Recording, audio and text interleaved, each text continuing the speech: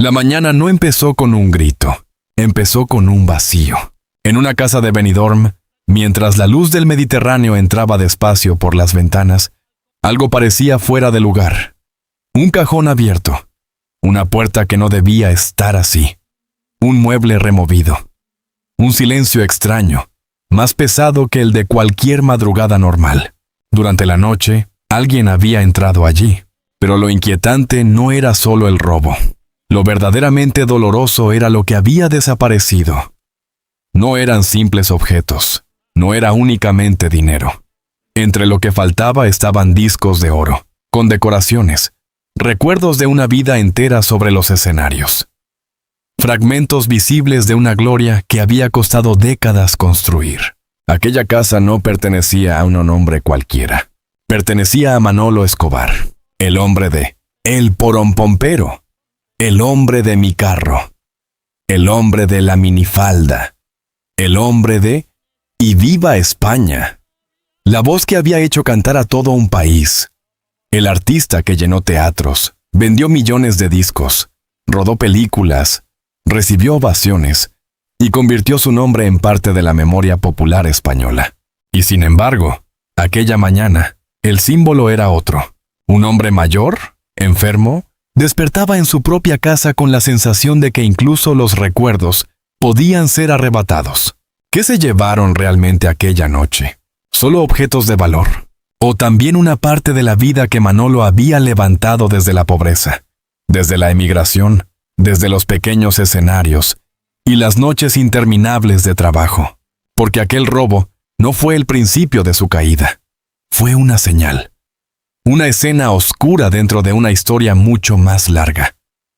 Antes de esa madrugada, Manolo ya había conocido los embargos, las deudas, los golpes económicos, la enfermedad y el miedo a perder la voz, el cuerpo y el escenario. Manolo Escobar lo tuvo todo. Tuvo fama. Tuvo dinero. Tuvo amor. Tuvo una familia. Tuvo un país entero cantando con él. Hasta que la fortuna empezó a romperse. Hasta que llegaron las pérdidas. Hasta que la vida empezó a cobrarle, una por una, todas sus victorias. Para entender por qué aquellos objetos robados durante la noche dolían tanto, no basta con mirar el vacío que dejaron en su casa. Hay que mirar todo lo que Manolo Escobar tuvo que luchar, sacrificar y perder para llegar a conseguirlos. Y para eso hay que volver al principio, a El Ejido, Almería. Al 19 de octubre de 1931. Al día en que nació Manuel García Escobar, un niño humilde que todavía no sabía que un día España entera cantaría su nombre. Mucho antes de los discos de oro, antes de los escenarios llenos, antes de las películas, antes de ¡Y viva España! Antes incluso de que España pronunciara su nombre, como si fuera parte de una fiesta popular, nació un niño llamado Manuel García Escobar. Todavía nadie lo llamaba Manolo Escobar. Todavía no había focos. No había aplausos. No había guitarras sonando ante multitudes. No había un país entero cantando con él. Solo había una tierra dura, una familia numerosa y una infancia marcada por la escasez de aquellos años difíciles, en los que crecer significaba aprender pronto que nada llegaba sin esfuerzo. Manuel fue el quinto de 10 hermanos. En una casa así, la vida nunca era silenciosa. Siempre había voces, pasos, hambre, trabajo, ropa que compartir, manos ocupadas y una sensación constante de que el futuro había que arrancarlo poco a poco, como quien saca agua de un pozo profundo. Su padre, Antonio García Navarro, venía de una tradición ligada al campo, pero buscó otros caminos para sostener a los suyos.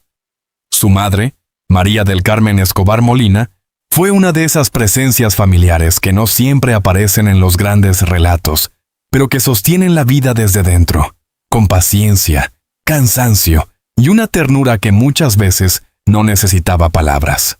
A ella, Manolo le dedicaría años después una canción, Madrecita María del Carmen. Pero en aquel momento, cuando Manuel era solo un niño de Almería, el mundo no parecía preparado para prometerle gloria. España salía de heridas profundas. La posguerra no era solo una palabra histórica. era una manera de vivir. Se notaba en las casas, en las mesas, en las conversaciones de los adultos, en la prudencia con la que se hablaba del mañana. Para muchas familias, soñar demasiado podía parecer casi un lujo.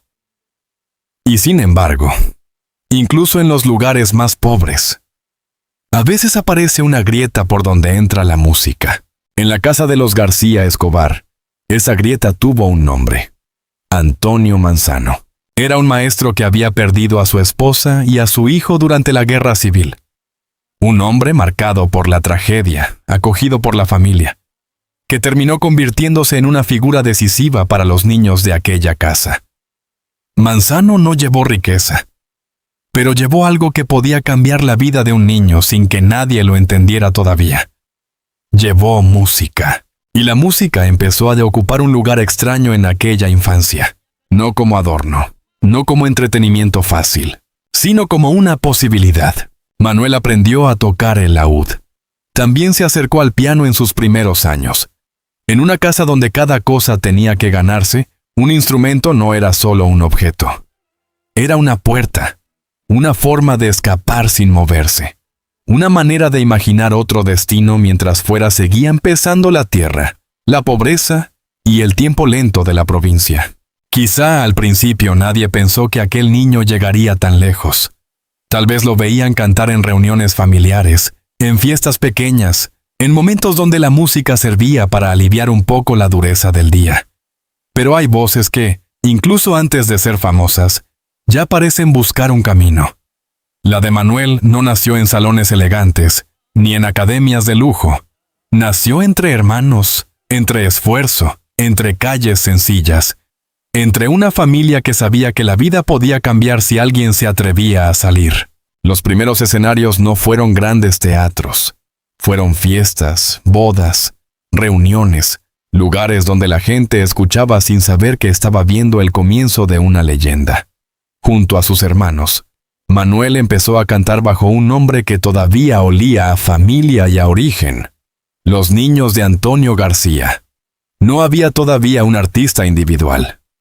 Había un grupo de hermanos empujados por la música, por la necesidad y por esa esperanza humilde de que el talento pudiera abrir una puerta que el mundo mantenía cerrada. En aquellos años, Manolo todavía no tenía nada. Y quizá por eso, cada pequeño reconocimiento tenía un peso enorme. Una mirada de aprobación, una canción repetida, una fiesta donde los llamaban otra vez, una guitarra que sonaba mejor que la noche anterior. Todo era pequeño, pero todo contaba. Porque antes de vender millones de discos, antes de recibir medallas y homenajes, antes de guardar en su casa esos objetos que décadas después alguien robaría en una madrugada amarga, Manolo tuvo que construir su destino desde casi cero, desde una infancia pobre, desde una tierra difícil, desde una casa llena de hermanos, desde la música aprendida casi como una herencia inesperada. Y ese es el primer secreto de su historia. Manolo Escobar no nació dentro del éxito, nació lejos de él. Nació en un lugar donde la fama parecía una palabra ajena, una cosa de otros, una luz demasiado distante para un niño de familia humilde. Pero tal vez por eso, cuando la gloria llegó, cada disco de oro significó más que un premio. Cada aplauso significó más que una ovación. Cada objeto guardado en su casa era una prueba de que aquel niño de elegido había conseguido cruzar una distancia inmensa entre lo que fue y lo que llegó a ser. Por eso dolía tanto perderlos, porque no eran solo recuerdos. Eran cicatrices convertidas en metal. Eran años de trabajo transformados en símbolos. Eran la prueba de que un niño de la posguerra, nacido entre pobreza y música, había logrado que España entera cantara con él. Pero para llegar a eso, todavía faltaba una decisión enorme. Una decisión que cambiaría para siempre la vida de Manuel García Escobar. Porque el niño de Almería no podía quedarse allí si quería alcanzar el destino que empezaba a llamarlo. Tenía que marcharse. Y en 1946, con apenas 14 años, Manuel dejó su tierra y puso rumbo a Barcelona junto a sus hermanos. No sabía entonces que aquel viaje sería el primer gran corte de su vida, el comienzo de la distancia, el comienzo del sacrificio. El comienzo del camino que un día lo convertiría en Manolo Escobar. En 1946, Manuel García Escobar tenía apenas 14 años cuando dejó Almería.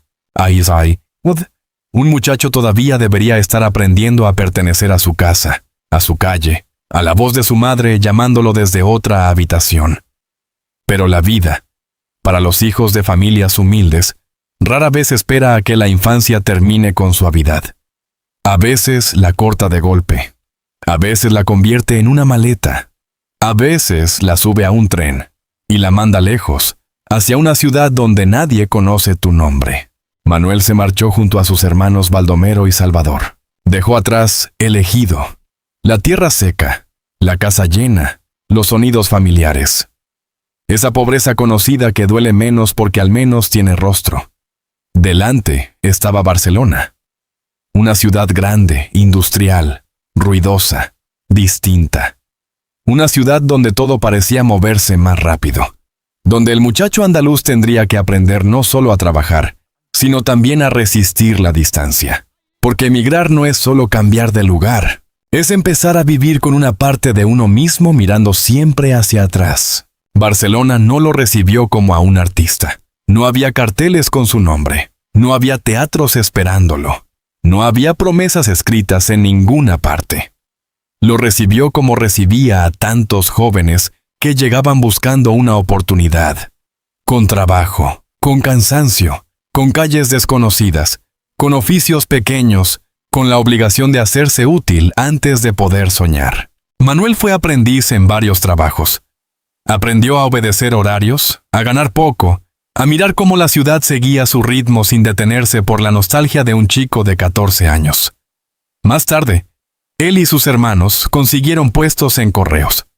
Aquello significaba estabilidad, una seguridad modesta, pero real. En una época donde la pobreza podía cerrarte todas las puertas, un empleo fijo era casi una bendición.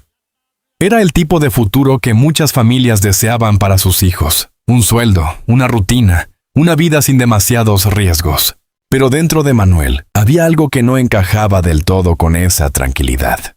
La música seguía ahí, no como un capricho, como una llamada. Después de las jornadas de trabajo, después del cansancio, después de los días grises, aparecían las guitarras, las voces, los ensayos, las pequeñas actuaciones. Entre Badalona y el Raval, los hermanos comenzaron a moverse por fiestas, bodas y escenarios modestos. Allí no cantaban para la gloria. Cantaban para ser escuchados. Cantaban para abrirse paso. Cantaban porque tal vez, en una ciudad extraña, la música era la única manera de recordar quiénes eran. Poco a poco, aquel grupo familiar empezó a tomar forma.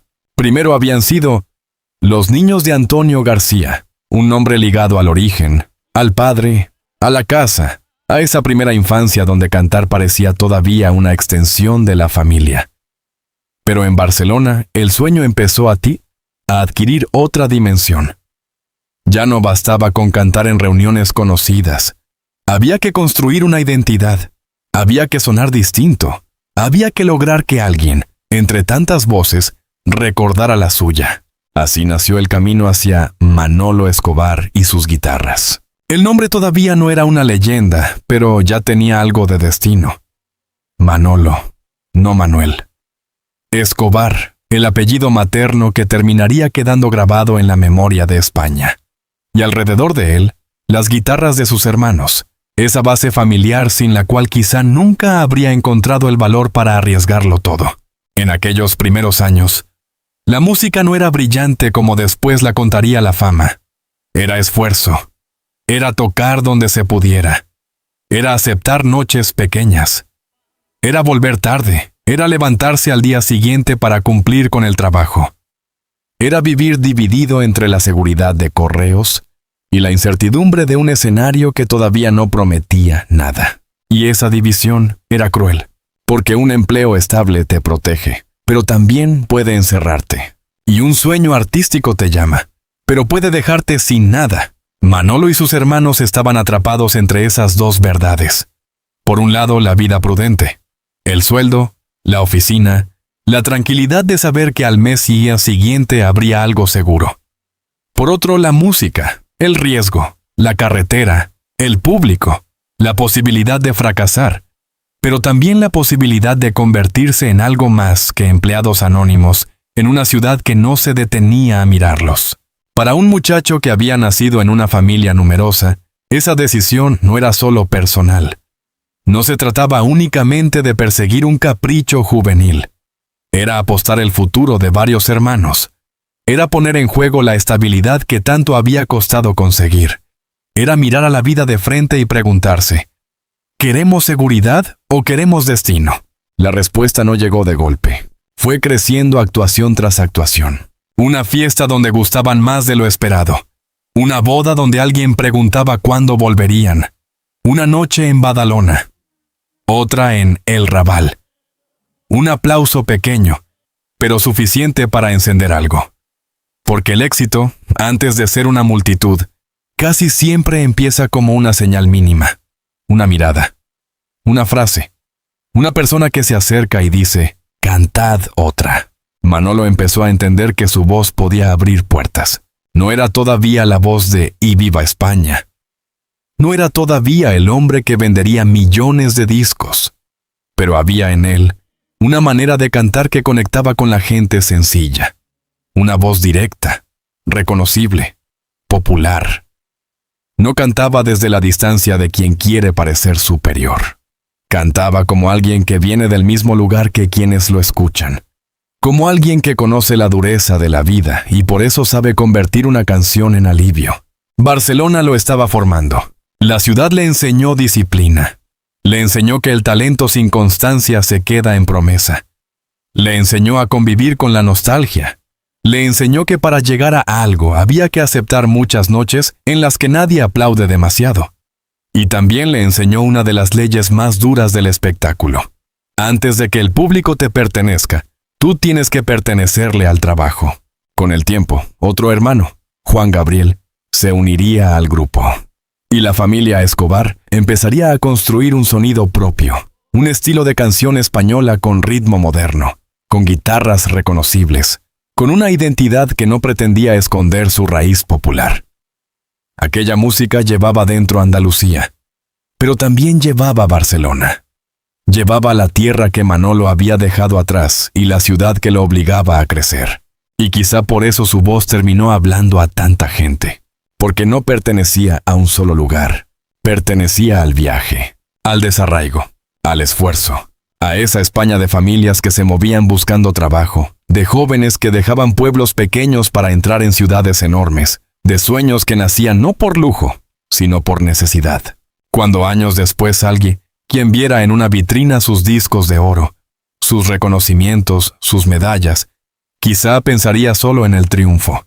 Pero detrás de cada uno de esos símbolos, estaba también este muchacho de 14 años llegando a Barcelona con sus hermanos. Estaba el aprendiz, el empleado de correos, el cantante de fiestas, el joven que todavía no sabía si la música lo salvaría o lo hundiría. Y ese es el punto donde la vida de Manolo empezó a cambiar, porque tarde o temprano tendría que elegir. No podía vivir para siempre entre dos mundos. No podía seguir siendo al mismo tiempo el trabajador seguro y el artista que empezaba a despertar.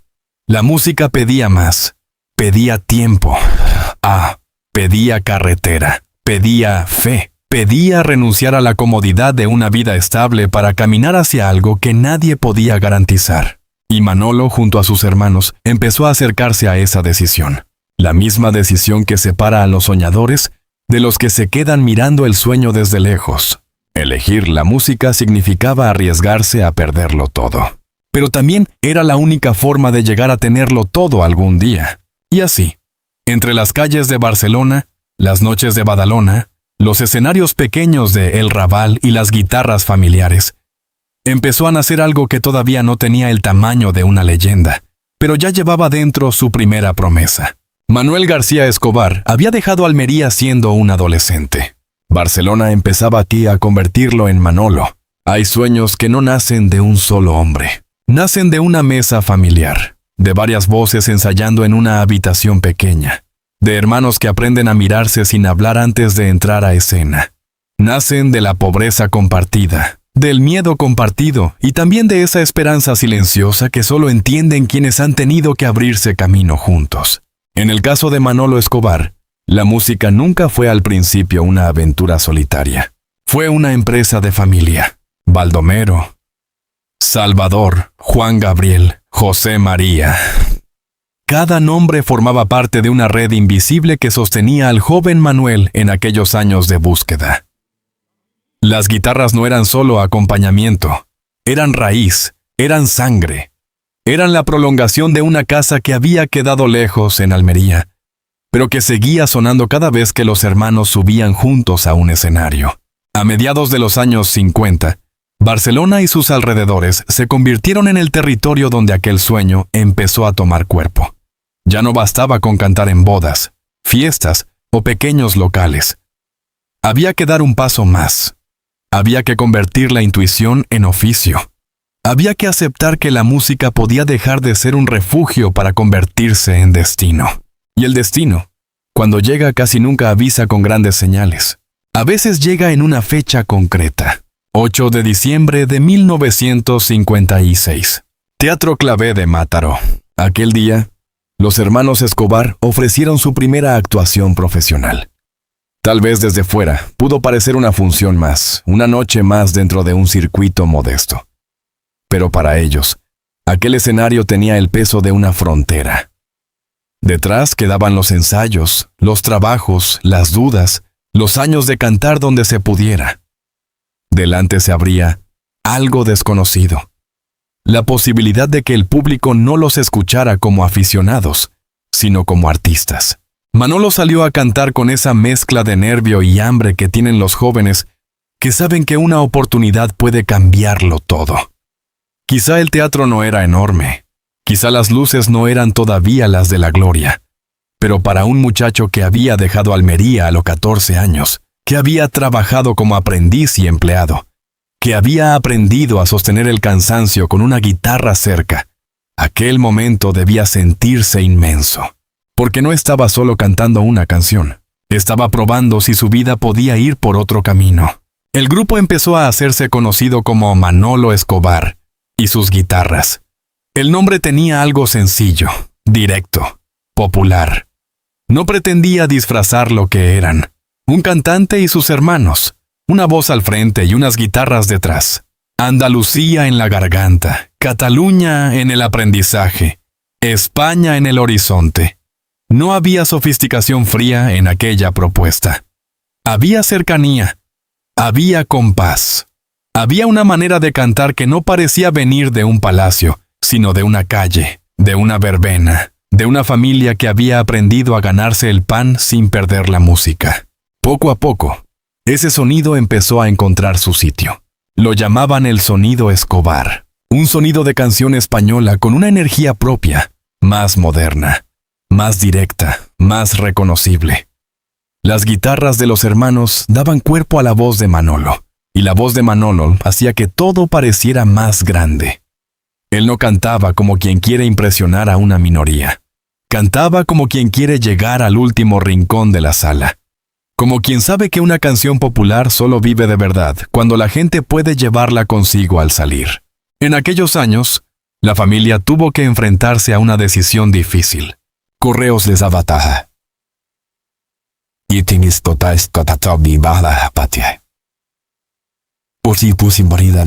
La música les daba incertidumbre. Y entre una cosa y otra había un abismo.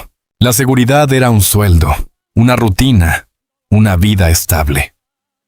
La música era carretera, noches largas, contratos frágiles, promesas sin garantía.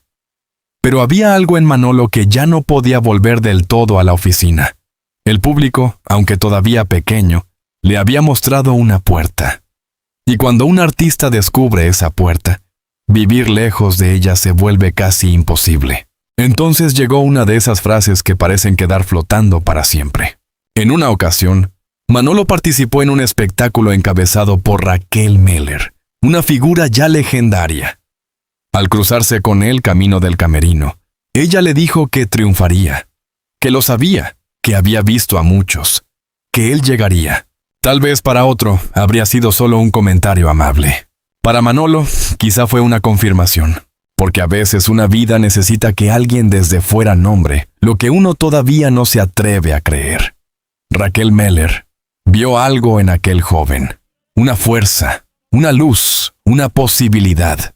Y Manolo guardó esa frase como se guardan las señales que ayudan a cruzar la noche. En 1957, el grupo grabó su primer disco con la Casa Orfeo.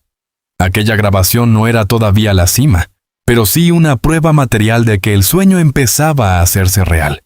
Un disco podía sostenerse en las manos, podía enseñarse, podía sonar lejos del lugar donde había sido grabado. Para quienes venían de una infancia humilde, ese objeto tenía un valor enorme. Era la primera forma concreta de una promesa. Los conciertos aumentaron, las ausencias en correos también, y la pregunta se volvió inevitable. ¿Seguir protegiéndose en un trabajo seguro o lanzarse por completo a la música? No era una decisión romántica. Era una apuesta peligrosa. Una familia entera sabía lo que significaba perder estabilidad. Sabía que el fracaso no sería solo una tristeza artística, sino un problema de comida, de cuentas, de futuro. Pero también sabían algo más, que hay momentos en que la seguridad puede convertirse en una jaula si uno ya ha escuchado su verdadero destino llamando desde el escenario. Eligieron pedir una excedencia. 2 años. 2 años para intentarlo. 2 años para comprobar si aquella voz podía sostener una vida. 2 años para saber si el muchacho de Almería estaba destinado a ser un empleado correcto o una figura capaz de hacer cantar a todo un país. La decisión parecía práctica, pero en realidad era profundamente emocional. Manolo estaba dejando atrás la última orilla y silla segura. Se adentraba en un territorio donde cada aplauso podía levantarlo y cada silencio podía hundirlo. Pero también entraba en el lugar donde su nombre empezaría a crecer. A partir de entonces, ya no habría vuelta fácil. Manolo Escobar y sus guitarras avanzaban por escenarios cada vez más importantes, pero detrás de cada éxito seguía latiendo la misma pregunta. ¿Hasta dónde puede llegar una voz nacida de la pobreza cuando decide no obedecer al miedo? La respuesta empezaría a llegar pronto. Llegaría en forma de teatros, de discos, de giras, de canciones que se pegarían al oído del público. Pero antes de conquistar España, Manolo todavía tenía que encontrar algo más íntimo que la fama. Algo que no se aprende en un escenario ni se compra con un contrato. Algo que llegaría de manera inesperada, en una noche de verano, frente a una mujer alemana con la que ni siquiera compartía idioma. Porque mientras la voz de Manolo empezaba a encontrar su camino, su corazón estaba a punto de cruzarse con Anita Marx. Y esa historia cambiaría para siempre al hombre que había detrás del cantante. Hay encuentros que parecen demasiado improbables para cambiar una vida. Un cantante andaluz que venía de la pobreza, de la emigración, de los pequeños escenarios y de las guitarras familiares. Una joven alemana de paso por España, lejos de su tierra, mirando aquel país con ojos de turista. 2 mundos distintos, 2 idiomas distintos, 2 maneras diferentes de entender la vida. Y, sin embargo, a veces el destino no necesita traducción. Manolo Escobar conoció a Anita Marx Schiffer en Platja d'Aro, en una noche de música, luces y ruido en el Club Fiesta. El nombre del lugar parecía anunciar alegría, pero lo que ocurrió allí fue mucho más íntimo que una celebración pasajera. Entre canciones, conversaciones difíciles y miradas que tenían que decir lo que las palabras no podían, Manolo encontró a una mujer que acabaría siendo mucho más que una compañía. Al principio, ni siquiera hablaban el mismo idioma. Esa imagen tiene algo profundamente cinematográfico. Un hombre que vive de su voz, un artista que empieza a abrirse camino precisamente porque sabe cantar, comunicar, emocionar al público. Y de pronto se enamora de una mujer a la que no puede explicarle del todo lo que siente con palabras. Para cualquiera, eso habría sido una barrera. Para ellos, fue casi una prueba. Si no podían entenderse con frases largas, tendrían que entenderse con gestos, con paciencia, con miradas. con esa intuición extraña que aparece cuando dos personas se reconocen antes de poder explicarse. Manolo venía de una vida donde todo había costado. Había dejado Almería siendo apenas un adolescente. Había trabajado, había cantado en lugares pequeños, había apostado junto a sus hermanos por una carrera incierta. Su mundo estaba hecho de esfuerzo, carretera y escenarios. Anita, en cambio, llegaba desde otro país, desde otra cultura, desde otra lengua. Pero quizá precisamente por eso lo miró de una manera distinta. No como al muchacho andaluz que todavía luchaba por consolidar su nombre. No solo como al cantante que empezaba a gustar. Lo miró como a un hombre. Y eso, para un artista que empieza a ser reclamado por el público, puede ser una forma de salvación. Porque la fama, incluso antes de ser enorme, ya empieza a deformar la mirada de los demás. La gente ve promesa, talento, futuro, negocio, espectáculo. Ve lo que el artista puede dar. Anita parecía ver algo más sencillo y más profundo, al hombre que había detrás de la voz. 3 meses después de conocerse, se casaron. Fue el 10 de diciembre de 1959, en la iglesia de San Miguel de Colonia, Alemania. La escena parece casi imposible si se mira con frialdad. Un andaluz y una alemana, unidos en matrimonio cuando apenas acababan de conocerse, sin dominar el idioma del otro, apostando por una vida común en un tiempo en que las distancias todavía eran mucho más grandes de lo que parecen hoy. Pero las grandes historias de amor no siempre nacen de la prudencia. A veces nacen de una certeza. Manolo y Anita eligieron creer, y esa elección iba a acompañarlos durante más de 5 décadas. Mientras la carrera de Manolo crecía, Anita se convirtió en una presencia constante. No ocupaba el escenario como él. No era la voz que el público coreaba. No era el rostro de los carteles. Pero estaba en esa zona invisible donde se sostiene una vida. En los viajes, en las esperas, en los silencios después de una función, en las preocupaciones que no salían en las entrevistas, en los momentos en que el artista dejaba de ser ídolo y volvía a ser simplemente un hombre cansado. El público veía a Manolo sonreír. Anita veía también el cansancio. El público escuchaba la canción. Anita escuchaba lo que quedaba después. Con los años, aquella unión se transformó en uno de los pilares de su historia. Manolo podía llenar teatros, vender discos, rodar películas, recibir ovaciones. Pero al final de cada jornada, había una vida privada que necesitaba algo más que aplausos. Anita fue ese algo más. Fue raíz en medio de la carretera. Fue casa en medio del ruido. Fue la persona que permaneció cuando el éxito subía y cuando la vida empezaba a golpear. Porque esa es la parte que vuelve más conmovedora su historia. Anita no estuvo solo en la gloria. Estuvo también cuando llegaron las sombras. Más adelante, cuando los problemas económicos cayeron sobre Manolo como una tormenta. Cuando los embargos y las deudas pusieron en duda la seguridad que tanto le había costado construir, Anita seguía allí. Cuando la enfermedad apareció y el cuerpo empezó a romperse, Anita seguía allí. Cuando el hombre que había hecho cantar a España empezó a enfrentarse al miedo, a los tratamientos, a las operaciones y a la fragilidad, Anita seguía allí. Pero antes de todo eso, antes de la ruina, antes del cáncer, antes de los últimos años en Benidorm, hubo también una alegría más doméstica: la llegada de Vanessa. Manolo y Anita se convirtieron en padres adoptivos de una niña que cambió la intimidad de la casa. A ella, Manolo le dedicaría Mi pequeña flor. Y ese título revela algo esencial. Para un hombre acostumbrado a cantar ante multitudes, aquella niña representaba una emoción más pequeña, más protegida, más frágil. No era el grito del público. No era la ovación de una plaza. Era una flor dentro de una vida que cada vez se hacía más grande hacia afuera, pero que necesitaba ternura hacia adentro. Vanessa completó una imagen que durante un tiempo pareció invencible. Manolo tenía una carrera en ascenso.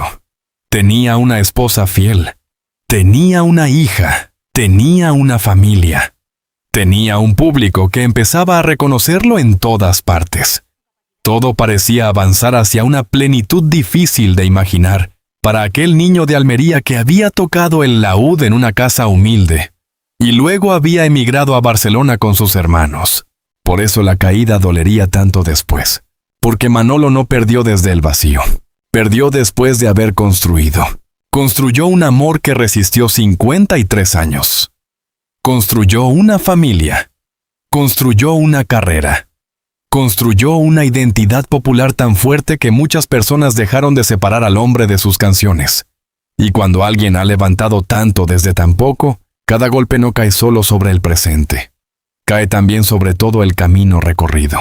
Anita fue testigo de ese camino. Lo vio antes de ser leyenda. Lo acompañó mientras se convertía en leyenda. Y lo sostuvo cuando la leyenda empezó a pesar demasiado sobre el cuerpo de un hombre enfermo. Quizá por eso, para entender a Manolo Escobar, no basta con hablar de discos, películas y canciones. Hay que hablar de Anita, de aquella mujer que llegó desde Alemania, que al principio no hablaba su idioma, pero que terminó entendiendo mejor que nadie el idioma más difícil de todos, el de sus miedos, sus silencios y sus heridas. Porque antes de que España entera cantara con Manolo Escobar, hubo una mujer que aprendió a escucharlo cuando ya no cantaba. Y esa mujer se llamaba Anita Marx.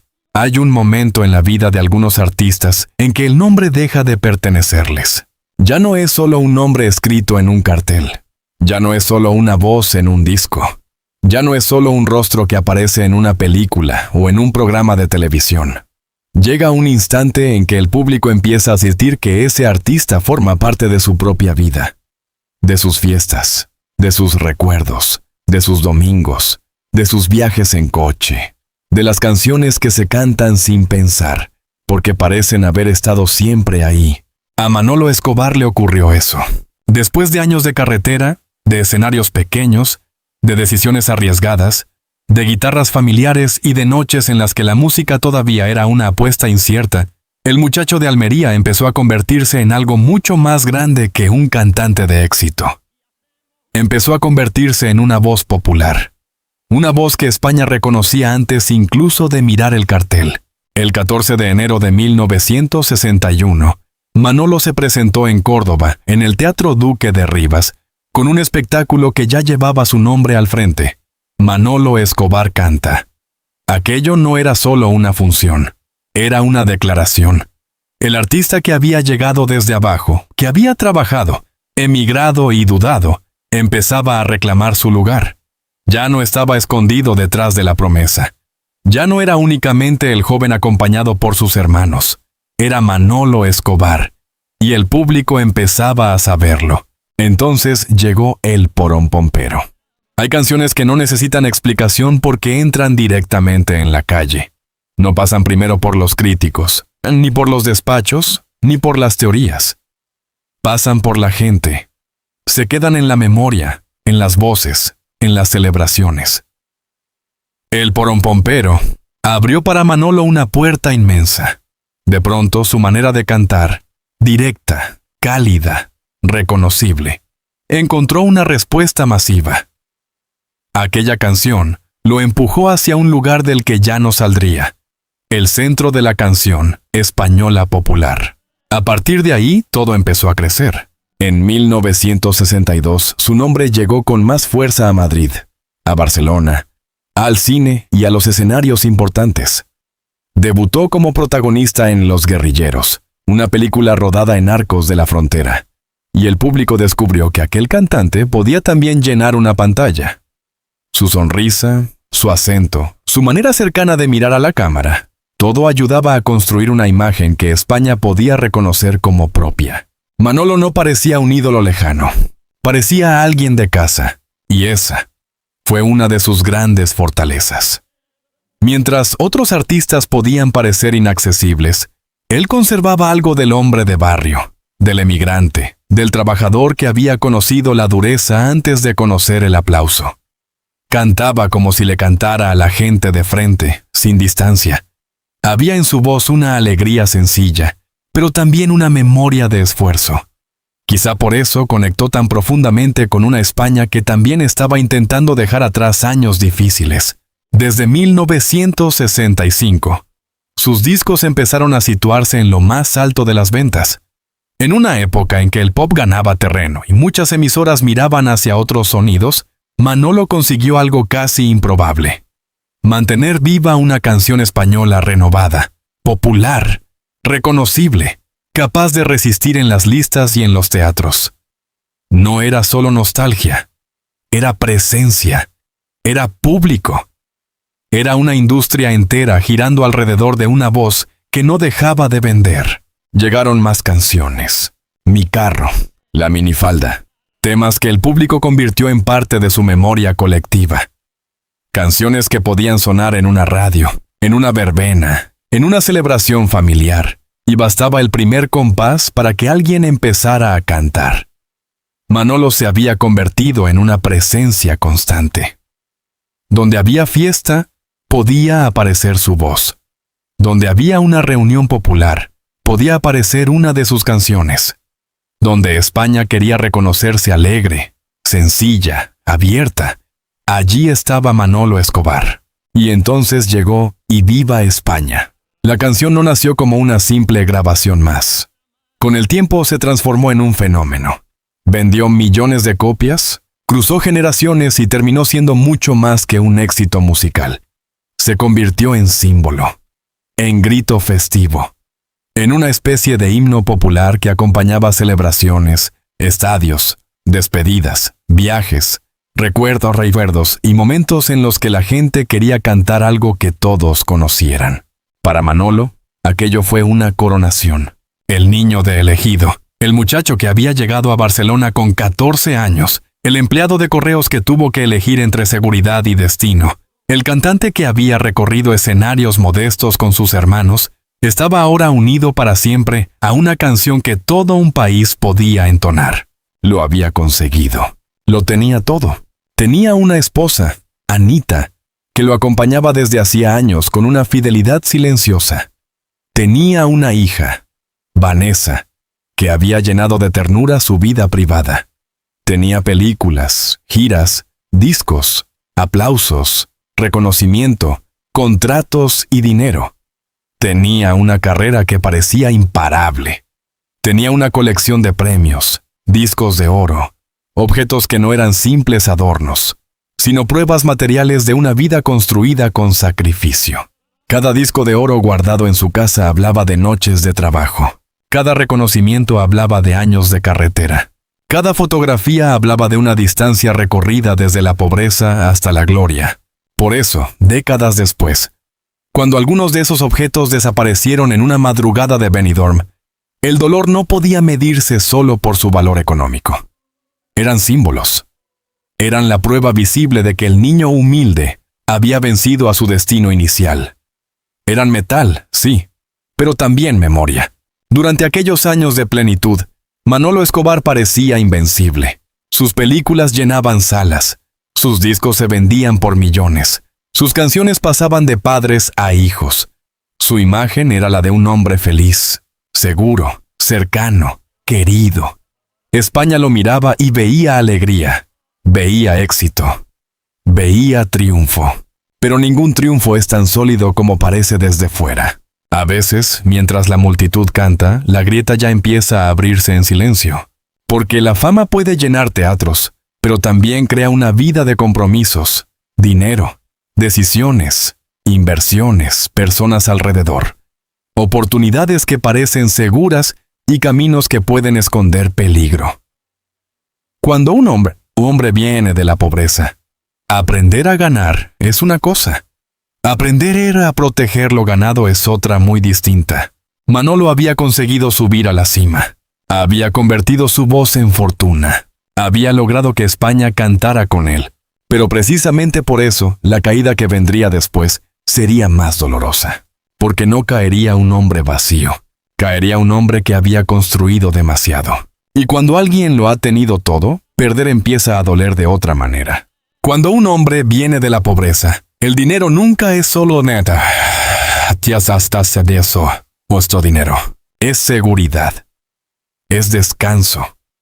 Es la prueba de que los años de miedo quedaron atrás. Es la casa donde ya no falta nada. El futuro de la familia, la tranquilidad de una esposa, la protección de una hija, la respuesta silenciosa todos los días en que la vida pareció demasiado dura. Para Manolo Escobar, cada peseta ganada tenía detrás un camino largo. La infancia en Almería, la emigración a Barcelona, los oficios pequeños, los escenarios modestos, las noches de carretera, los discos, las películas, los aplausos. Por eso, cuando la fortuna empezó a romperse, no se rompió solo una cuenta bancaria, se rompió una idea de paz. A finales de los años 70, Manolo Escobar ya no era aquel muchacho que cantaba con sus hermanos para abrirse paso. Era un hombre nacional, un artista querido, un hombre que había vendido millones de discos, que había llenado teatros, que había llevado su voz al cine y que había logrado algo que muy pocos consiguen: entrar en la memoria popular de un país. Desde fuera parecía una vida blindada, canciones eternas, una esposa fiel, una hija, una casa, reconocimientos, discos de oro, el cariño del público. Pero a veces la caída no llega cuando todo va mal. A veces llega precisamente cuando uno cree que ya ha conseguido ponerse a salvo. Entre 1979 y 1980, Manolo Escobar sufrió uno de los golpes más duros de su vida. Una operación empresarial fallida, relacionada con una compañía de pantalones Jim, terminó arrastrándolo a una pesadilla económica. Vinieron los embargos, la pérdida de bienes, las deudas. Se habló de una cifra enorme, 380 millones de pesetas. Para entender lo que eso significaba, hay que imaginar la escena sin música. No el escenario lleno, no el público cantando, no la sonrisa del artista. Hay que imaginar papeles sobre una mesa, llamadas incómodas, cuentas que no salen, abogados, bancos, notificaciones, silencios en casa, miradas que intentan no preocupar demasiado a la familia. La sensación de que aquello que había costado una vida levantar podía desaparecer en cuestión de meses. El público seguía viendo a Manolo Escobar como un símbolo de alegría. Pero detrás del símbolo había un hombre enfrentado a una palabra fría. Embargo. Una palabra que no canta. Una palabra que no aplaude. Una palabra que entra en una casa y cambia el sonido de las habitaciones. Porque perder dinero duele. Pero perder lo que ese dinero representaba duele más. Para Manolo, aquella fortuna no había caído del cielo. Había sido construida sobre años de trabajo, sobre renuncias, sobre viajes, sobre una vida entera ofrecida al público. Cada bien perdido llevaba dentro una parte de aquel esfuerzo. Cada deuda parecía recordar que la gloria, incluso cuando parece inmensa, puede quedar indefensa ante una mala decisión. No era solo ruina económica, era humillación íntima. Ese hombre que así había hecho cantar a España tenía que mirar cómo su estabilidad se agrietaba. El artista de los discos de oro debía enfrentarse a cuentas, pérdidas y obligaciones. El ídolo popular, acostumbrado a que la gente lo recibiera con aplausos, descubría que la vida también podía esperarlo con facturas imposibles. Y lo más cruel de todo era que Manolo no podía dejar de ser Manolo. No podía desaparecer. No podía esconderse para sufrir en silencio como un desconocido. Su nombre era público. Su rostro era público. Su éxito había sido público. Y por eso, también su caída podía ser mirada, comentada, reducida a titulares, convertida en una historia que otros repetían sin conocer el peso real que tenía dentro de su casa. Anita estaba allí, como había estado desde el principio. La mujer que no hablaba su idioma cuando lo conoció, la compañera que había cruzado la vida junto a él durante los años de ascenso, tuvo que ver ahora el otro lado del éxito. Ya no era solo acompañar giras, funciones y celebraciones. Era sostener el ánimo cuando la seguridad se volvía frágil. Era mirar al hombre detrás del cantante cuando el cantante no podía resolverlo todo con una canción. Vanessa también formaba parte de esa vida que Manolo quería proteger. Y quizá por eso el golpe dolió aún más. Porque cuando un hombre solo pierde para sí mismo, El dolor tiene un tamaño, pero cuando siente que puede arrastrar a quienes ama, el dolor se vuelve más pesado. Manolo había querido construir una casa segura para los suyos. Había querido que el esfuerzo de décadas se transformara en tranquilidad. Y de pronto, aquella tranquilidad se veía amenazada por una operación que salió mal, y por una deuda que parecía demasiado grande, incluso para una leyenda.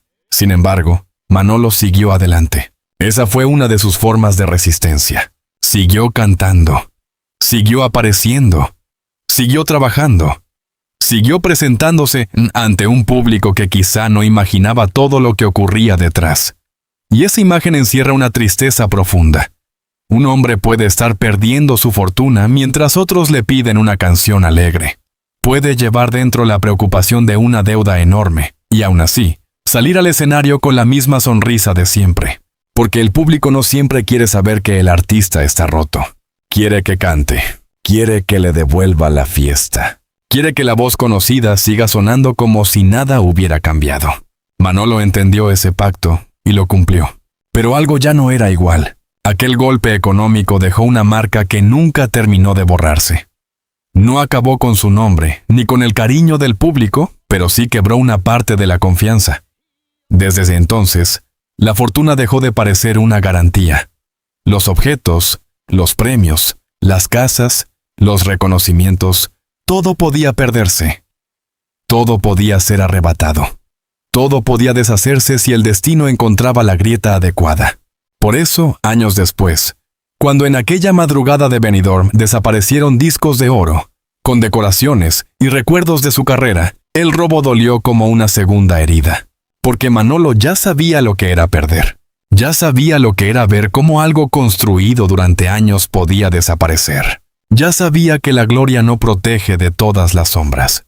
El golpe económico de 1979 y 1980 fue mucho más que un episodio financiero. Fue el comienzo de una conciencia amarga. El hombre que lo había tenido todo podía volver a sentir miedo. Miedo a perder la seguridad. Miedo a no recuperar la paz.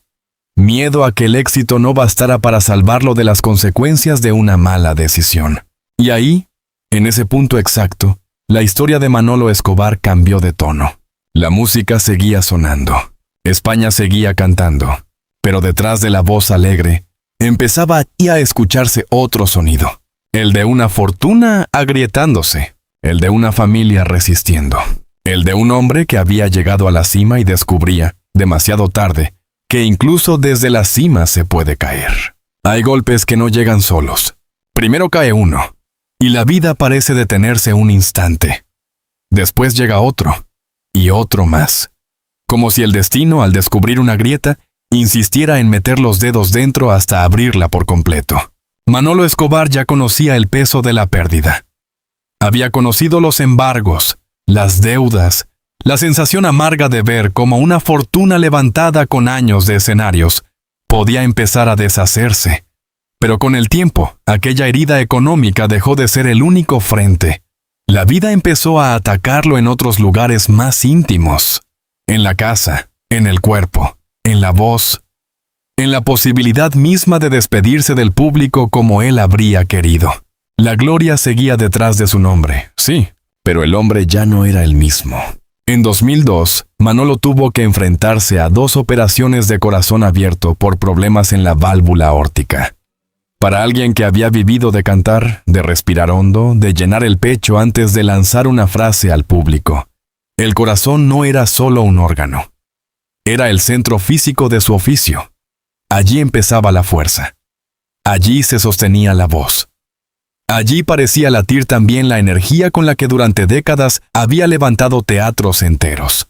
Salir de aquellas operaciones fue una victoria, pero también una advertencia. El cuerpo empezaba a pasar factura, y, aún así, Manolo no se retiró a la sombra. Siguió adelante. Siguió presentándose ante el público con esa dignidad de los artistas antiguos, esos que entienden el escenario como una obligación moral. Mientras pudiera cantar, cantaría. Mientras alguien lo esperara en una butaca, él intentaría estar allí. Luego llegó 2010. La palabra fue cáncer. Cáncer colorectal. Manolo hizo público el diagnóstico. No escondió del todo la batalla. Se sometió a una operación, recibió quimioterapia y tuvo que convivir con una realidad todavía más dura. La enfermedad también había alcanzado el hígado y los pulmones. Para cualquier persona, aquello habría significado detenerlo todo. Para él, significó aprender a cantar con el miedo sentado cerca. La enfermedad no apagó inmediatamente su voluntad. Al contrario, Manolo siguió de gira. Preparó espectáculos que parecían hablar directamente con su vida. De Manolo a Escobar, una mirada hacia atrás, hacia el camino recorrido. Manolo Escobar y la banda de tu pueblo, donde cantaba con bandas locales, y galas en las que volvía a encontrarse con sus músicos habituales, como si cada actuación pudiera ser una forma de desafiar al tiempo. Pero el público no siempre veía la fragilidad.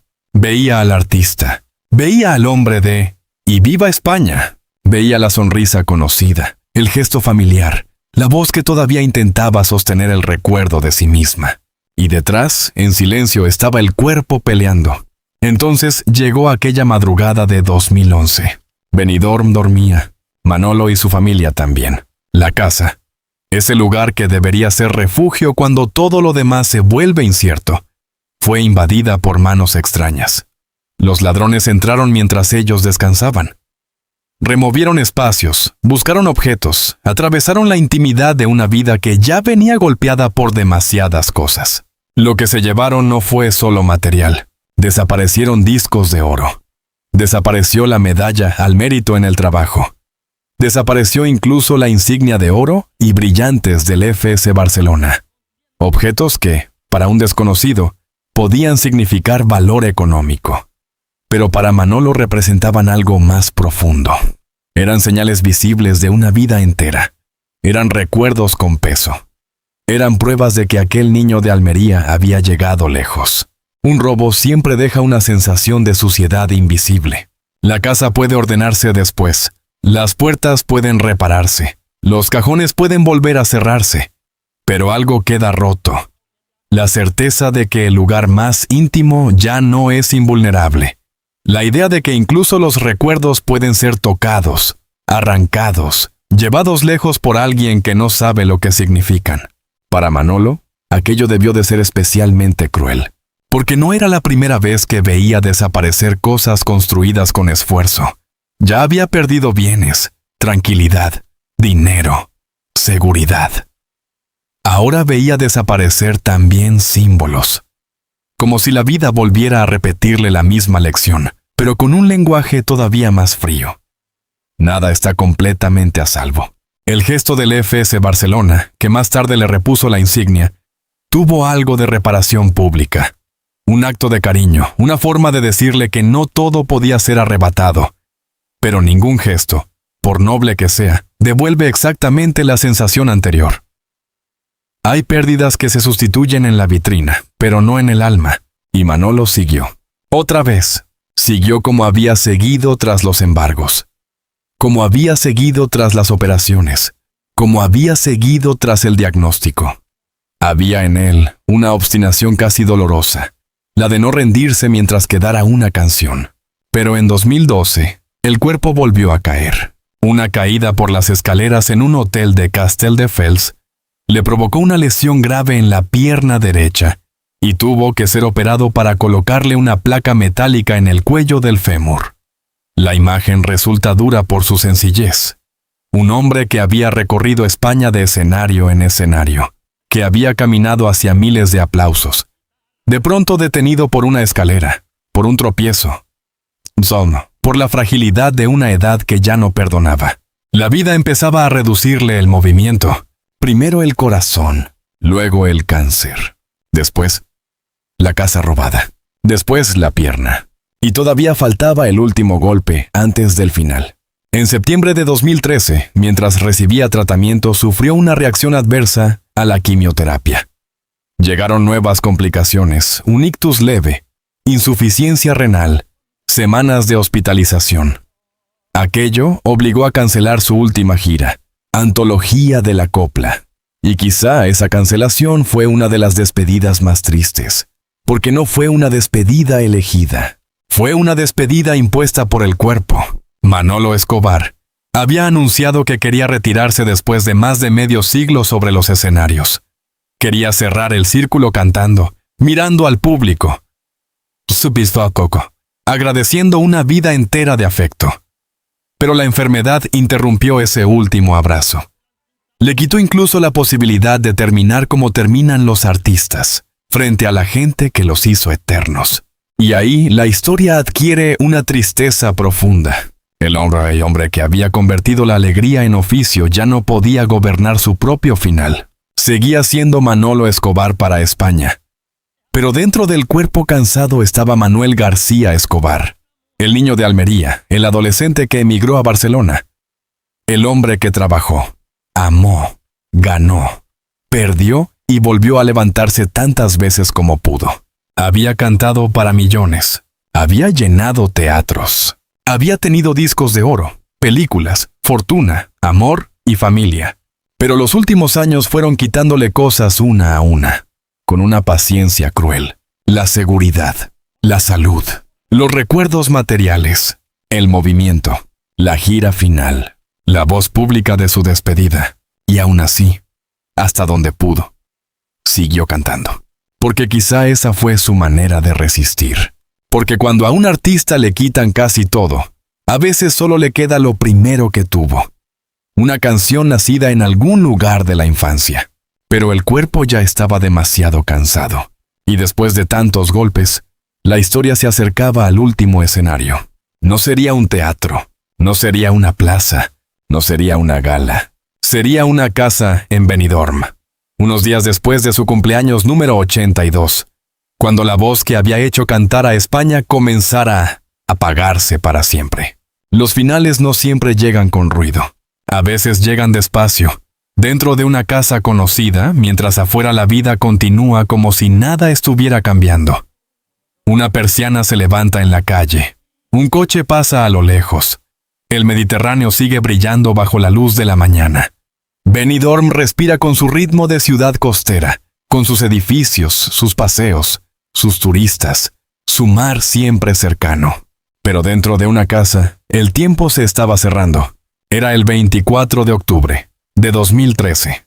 Manolo Escobar acababa de cumplir 82 años, hacía apenas 5 días. Una edad larga, sí, pero no suficiente para quienes habían crecido escuchando su voz, como si esa voz no pudiera apagarse nunca. Para millones de personas, Manolo no era solamente un cantante, era una parte de la memoria. Una canción en una fiesta, una tarde de televisión, una película antigua. Una voz que salía de la radio y convertía cualquier habitación en un lugar más alegre. Pero aquel día no había música, no había escenario, no había público esperando que levantara el brazo y empezara a cantar. Solo quedaba Manuel García Escobar, el niño de Almería que había viajado tan lejos desde aquella infancia humilde, enfrentándose al último silencio de su vida. La enfermedad había hecho su trabajo con una paciencia cruel. Desde 2010, el cáncer colorectal había entrado en su cuerpo como una sombra difícil de expulsar. Después llegaron las operaciones, la quimioterapia, las complicaciones, los diagnósticos que estrechaban en el futuro. El hombre que tantas veces había llenado el pecho para cantar, empezó a vivir pendiente de médicos, tratamientos, caídas, ingresos y noticias que llegaban siempre con el peso de lo irreversible. Y aún así Manolo había seguido. Siguió porque no sabía vivir de otra manera. Siguió porque cantar había sido su forma de escapar de la pobreza, de resistir la distancia, de construir una familia, de levantar una fortuna, de sostenerse después de los golpes. Siguió porque para algunos artistas el escenario no es solo trabajo, es identidad, es hogar, es el lugar donde el dolor, durante unos minutos, puede parecer menos fuerte. Pero al final, ni siquiera él pudo negociar con el cuerpo.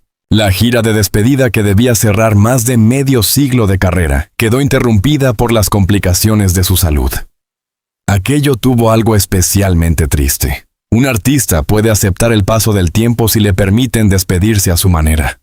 Puede salir una última vez, mirar al público, cantar con la voz que le quede, agradecer, bajar la cabeza y cerrar el telón. Pero Manolo no pudo completar ese abrazo final. La enfermedad se adelantó. Le quitó el cierre que merecía. En aquella casa de Benidorm estaba Anita, la mujer que había cruzado su vida desde aquella noche en Plath Hadaro. La alemana que al principio no hablaba su idioma y que terminó entendiendo mejor que nadie los silencios del hombre detrás del cantante. Durante 53 años había estado allí, en el ascenso, en la gloria, en la familia, en las deudas, en los embargos, en la enfermedad, en las noches de preocupación y en las mañanas donde había que volver a levantarse. La historia de Manolo no puede entenderse sin Anita, porque cuando los aplausos terminaban, ella seguía.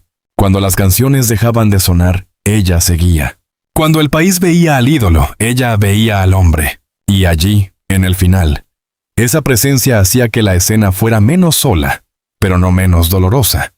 Porque acompañar a alguien durante toda una vida no prepara del todo para verlo partir. El amor puede sostener, puede cuidar, puede permanecer, pero no puede detener la última puerta cuando se abre. Manolo murió en su casa de Benidorm. Murió lejos del estruendo de los escenarios, lejos de las cámaras que tantas veces lo habían buscado, lejos del júbilo que su voz provocaba en fiestas y plazas. Su muerte no tuvo forma de canción alegre. Tuvo la forma de una habitación en calma, de una familia esperando lo inevitable, de un país que recibiría la noticia con esa tristeza particular que llega cuando se va alguien que parecía haber estado siempre ahí. Y entonces, una pregunta volvió a imponerse. ¿Qué queda cuando un hombre lo ha tenido todo? Manolo había tenido fama, había tenido dinero, había tenido discos de oro, películas, reconocimientos, una canción inmortal y el cariño de varias generaciones. Había tenido el amor de Anita, la ternura de Vanessa y una historia que lo llevó desde una familia humilde de Almería hasta convertirse en una de las voces más reconocidas de España.